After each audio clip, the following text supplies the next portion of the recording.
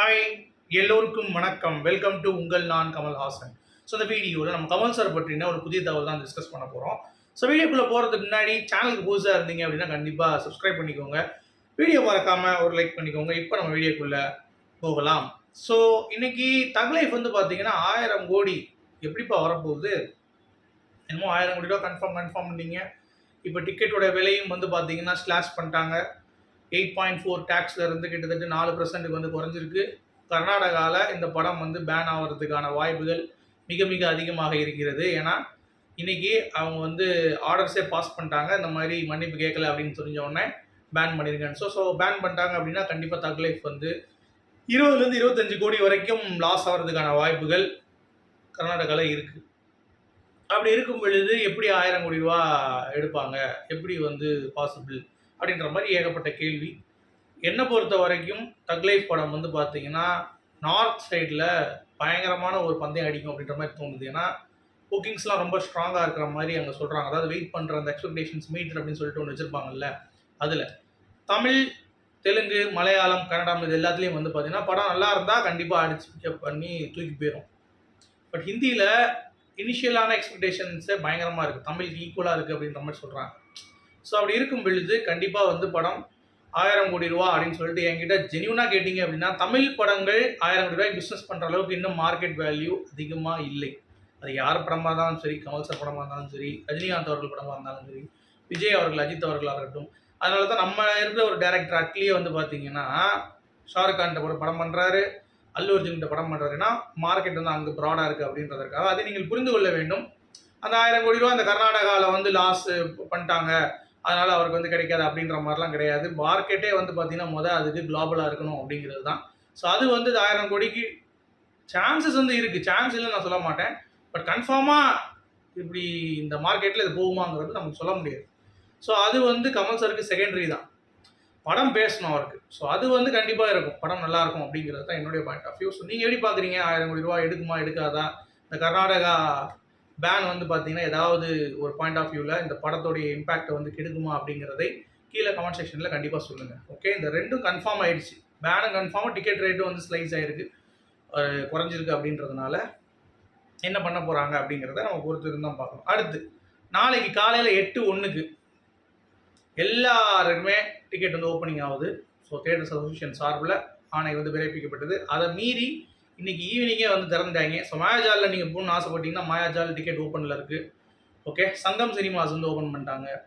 Kashi theatre வந்து பார்த்திங்கன்னா open பண்ணிட்டாங்க. அப்புறம் ஒரு சில பேர் சின்ன சின்ன தேட்டர்ஸ்லாம் வந்து பார்த்திங்கன்னா ஓப்பன் ஆகிட்டாங்க. பிவிஆரும் பெரிய காம்ப்ளெக்ஸ் தேட்டர்ஸ் எல்லாமே வந்து சென்னையிலையும் சரி எல்லா இடங்களிலும் நாளை 8:01 ஓப்பன் ஆயிரும். ஸோ அதுலேருந்து எவ்வளோ தூரம் வந்து பார்த்திங்கன்னா இந்த ஒரு வாரத்துக்கான அந்த இம்பேக்ட் வந்து இருக்க போகுது தக் லைஃப்பில் அப்படிங்கிறத நம்ம பொறுத்திருந்து தான் பார்க்கணும். சரிங்களா? ஸோ புக்கிங்ஸ் வச்சு நம்மளால் சொல்ல முடியும். ஆனால் ப்ரீ புக்கிங்கில் தக் லைஃப் ஒரு சாதனை படைச்சிருக்கு அப்படின்ற மாதிரி சொல்கிறாங்க. அதாவது 4 கோடி ரூபா இது வரைக்கும் ப்ரீ புக்கிங். விக்ரமை தாண்டிலாம் வந்து போயிடுச்சு. எந்த ஒரு தமிழ் படமும் பண்ணாத ஒரு சாதனையை கமல் சார் வந்து பண்ணியிருக்காரு அப்படிங்கிறது பார்க்க முடியுது. ஸோ 4 crores அப்படிங்கிறது சாதாரண விஷயம் கிடையாது. இன்னும் வந்து ஒரு வாரம் இருக்குது படம் ரிலீஸ் பண்ணுறதுக்கு, 5 நாள் இருக்குது. ஸோ அப்படி இருக்கும் பொழுது இந்த ஒரு நம்பர்ஸ் அப்படிங்கிறது கண்டிப்பாக ப்ரொடக்ஷன் ஹவுஸில் இருந்து ரொம்ப ஹியூஜான ஒரு நம்பர்ஸ் தான் நம்ம வந்து பார்க்குறோம். ஸோ அப்படி ஒரு வேல்யூ பண்ணி இந்த படம் அடுத்தடுத்து இந்த கலெக்ஷன்ஸ்லாம் வந்து கேரி ஃபார்வர்டு வந்து ஆயிடுச்சு அப்படின்னா கண்டிப்பாக ஒரு நல்ல ஒரு பீக் எடுக்குங்கிறது. என்னை பொறுத்த வரைக்கும் 600லேருந்து 700 கோடி ரூபா படம் வந்து ஆவரேஜாக இருந்தாலே ரீச் ஆகும் அப்படின்ற மாதிரி தோணுது. ஏன்னா கமல் சாரோடைய அந்த ஹைப்பு ப்ளஸ் சிம்புவோடைய ஒரு இது ப்ளஸ் படம் வந்து அந்தளவுக்கு நல்லா இல்லை அப்படின்னா கூட இப்போ இந்தியன் 2 மாதிரி அந்தளவுக்கு ஒரு 200 கோடி அந்த லெவலுக்கு நிற்காமல் ஒரு 300-400 கோடி வரைக்கும் போகும் அப்படின்ற மாதிரி தோணுது.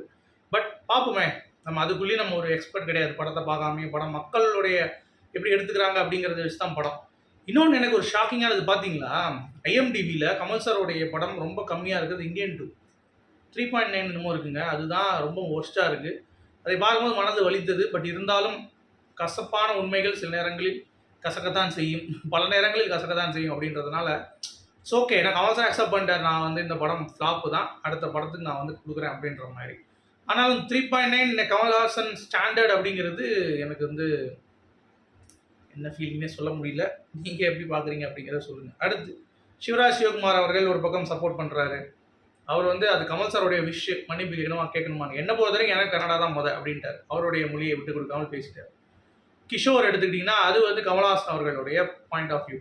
அவர் மன்னிப்பு கேட்கறதுக்காக அந்த படத்தை பேன் பண்ணுறதுங்கிறதுலாம் வந்து அது ஏற்றுக்க முடியாது. ஏன்னா அவர் ஒரு நல்ல ஒரு கலைஞர், கன்னடா மக்கள் மீது அன்பு வச்சிருக்காருன்ற மாதிரி கிஷோர் வந்து முடிச்சிட்டாரு. அதாவது பொல்லாதவன் கிஷோர் பயங்கரமான சப்போர்ட். இன்னொரு சைடில் தமிழிசை சவுந்தரராஜன் நம்ம தமிழ்நாட்டில் இருந்துக்கிட்டு என்னென்ன வேலை பண்ணுது பாருங்க. அதாவது இங்கே இருக்கிறவன் எப்பயுமே ஒரு கலையில் ஒரு பயங்கரமான ஒரு பேட்டர்னில் போகக்கூடிய கமல் சாருக்காக குரல் கொடுக்குறாங்க அப்படின்னா கண்டிப்பாக இல்லை. சரியா? ரஜினிகாந்த் வாயை திறக்கல, விஜய் வாயை திறக்கல, இந்த தமிழிசை வந்து பார்த்தீங்கன்னா ஏன் வாயை திறந்தாரு? அவர் வந்து தேவையில்லாமல் கான்ட்ரவர்சி கிரியேட் பண்ணிருக்கு. ஏம்மா அவர் பேசுனது வந்து ஒரு அன்பில் பேசுனதும்மா, எங்களை தாண்டி தான் நீங்கள் இருக்கீங்க அப்படின்னு. அது வந்து நாங்கள் தான் நீங்கள் வந்து அடுத்தது மொழி தான் அப்படின்ற மாதிரி சொல்லலை. எங்கள் வழியில் வந்தவர்கள் அப்படின்ற மாதிரி தான் பேசினார் தவிர அது வந்து ஒரு அன்பியல் அடிப்படையில் பேசினது தான். அதை வச்சுக்கிட்டு இவங்க கூவுன்னு கூவிட்டு இருக்காங்க அப்படிங்கிறது பார்க்கும் பொழுது நமக்கு வந்து வேடிக்கையாக இருக்குது. சரிங்களா? தமிழிசைக்கு என்ன பேசுறதே தெரியாமல் வந்து பேசிகிட்டு இருக்காங்க. ஆக்சுவலாக அவர் பண்ணதுக்கான அந்த ஒரு காரணமே ஒரு அன்பால் பேசுனது தான். அன்பாலனா போய் ராஜ்யசபா சீட்டுக்காக போய் நிற்கிறாரா அப்படின்ற மாதிரி தேவையற்ற ஒரு சில விமர்சனங்கள்லாம் வச்சுட்டு இருந்தாங்க. அதை பார்க்கும் பொழுது அதாவது எப்படி சொல்கிறது, அதாவது தூங்குறவனை எழுப்பிடலாம், தூங்குறப்ப நடிக்கிறவனை எழுப்ப முடியாது. அதே மாதிரி தெரியும் எல்லா விஷயமும் இருந்தாலும் இப்படி மாதிரி பேசி சில கான்ட்ரவர்சி கொடுக்கணும் அப்படின்றதுக்காக பண்ணுறாங்க அப்படிங்கிறது பார்க்க முடியும். அடுத்து என்ன அப்படின்னு பார்த்தீங்கன்னா, கமல் சாரை வந்து பினராயி விஜயன் கேரளாவுடைய சீஃப் மினிஸ்டர் வந்து அழைத்தார் அப்படிங்கிறது எல்லாத்துக்கும் தெரியும். அவர் கமல் சாரை வந்து பயங்கரம் பாராட்டினார். இந்த சைடு வந்து கமல் சார் வந்து பார்த்தீங்கன்னா பினராயி விஜயன் அவர்களை ரொம்ப நேர்மையான ஒரு மனிதர், பொது சேவைனா அது அவர் தான் அப்படின்ற மாதிரி அவரும் வந்து கொஞ்சம் பாராட்டு தெரிவிச்சிருக்காரு. ஸோ அவங்க 2 பேருக்குள்ள அந்த ஒரு பாண்ட் வந்து பார்த்தீங்கன்னா நம்மளால் வந்து பார்க்க முடியுது. சரியா? அடுத்து ப்ரொடியூசர் சிவானந்த் அவர்கள் தக் லைஃப் பற்றி ரொம்ப கான்ஃபிடண்ட்டாக இருக்கார். எல்லாருமே வந்து செக்கச்சவந்த வானம் மாதிரி இருக்குமான்னு கேட்குறாங்க. அதெல்லாம் கிடையாது, இது டிஃப்ரெண்ட்டான ஒரு ஃபீல் கண்டிப்பாக கொடுக்கும், இது எமோஷனல் கனெக்ட் வந்து பயங்கரமாக இருக்குது அப்படின்ற மாதிரி அவர் வந்து சொல்லியிருக்காரு. ஸோ கான்ஃபிடென்ட்டாக நம்பி வரலாம் அப்படின்ற மாதிரி அவருடைய பாயிண்ட் ஆஃப் வியூவில் வந்து சொல்லியிருக்காரு. அப்புறம் அந்த இன்டர்வியூவில் சிம்பு எப்படி இந்த படத்துக்குள்ளே வந்தார் அப்படின்ற மாதிரிலாம் டிஸ்கஸ் பண்ணியிருக்காரு. வேணா பாருங்கள், ப்ரொடியூசர் சிவானந்த் அடிங்க, லேட்டஸ்ட் இன்டர்வியூ வந்து வரும். சரி, கமல் சார் வந்து திடீர்னு வந்து பார்த்தீங்கன்னா என்ன இந்த பாயிண்ட் ஆஃப் வியூ நம்ம யோசிக்கவே இல்லையே அப்படின்ற மாதிரி நிறைய பேர் சொல்கிறாங்க. என்ன அப்படின்னா, ஜெயலலிதா கிட்டேயே அவர் படத்துக்கு விசுறு போகிறதுக்கு சேட்டலைட் 12 கோடி ரூபாய்க்கு பேசினாங்க. அப்போ 6 கோடி ரூபா கையில் கொடுத்துறேன், 6 கோடி பிளாக் பண்ணி வாங்கிக்கோன்னாங்க.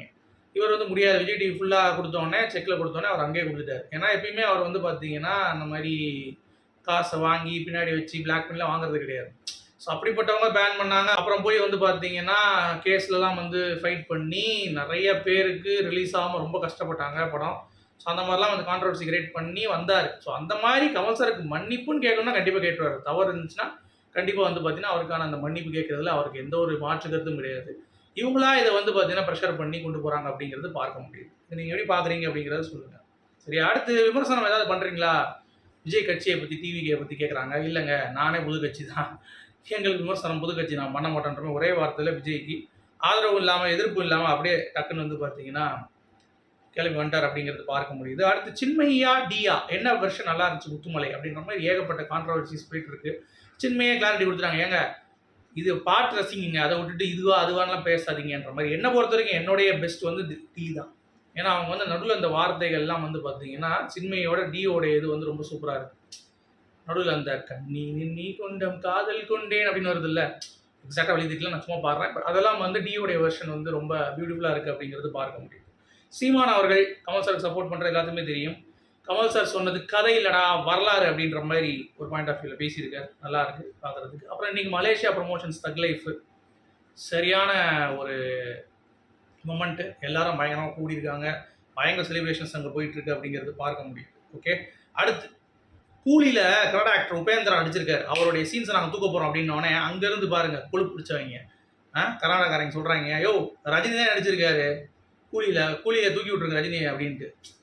அதுதான் பண்ணணும் போல தெரியுதுல்ல, ரஜினிகாந்தை வந்து வெளியேற்றணும்டா கூலியிலேருந்து, அப்போ தான் நீங்கள் அடங்குவீங்க. ஏன்னா எவ்வளோ கான்ஃபிடன்ஸ் சொல்கிறாங்க பாருங்களேன், வெளியேற்ற மாற்றோன்ட்டு இருக்குடா அவங்களுக்கு அப்படின்ற மாதிரி தான் இருக்குது. எப்படிலாம் பேசுகிறாங்க பாருங்கள். அப்புறம் விண்வெளி நாயகா ரிலீக்கர் வீடியோ டுமாரோ, சரிங்களா, 5 மணிக்கு வரப்போகுது. ஸோ அதில் சிம்புவோடைய ஃபோட்டோ எங்கன்றாங்க. டேய், ஓமாரா பாட்டில் வந்து கமலசாரோடைய ஃபோட்டோ எங்கன்னு நான் கேட்டமாடா. ஏன்டா நீங்கள் ஒரு கதையில் ஒரு இளவும் புரியாமல் இந்த மாதிரி வந்து பேசிகிட்டு இருக்காங்க அப்படிங்கிறது பார்க்க முடியுது. ஸோ உங்களுடைய கருத்துக்கள் 4லேருந்து தக் லைஃப் உடைய புக்கிங்ஸ் ஆரம்பிக்குதுங்க. ஸோ புக் பண்ணாலும் புக் பண்ணிக்கோங்க. மீண்டும் சந்திப்போம். தேங்க்யூ.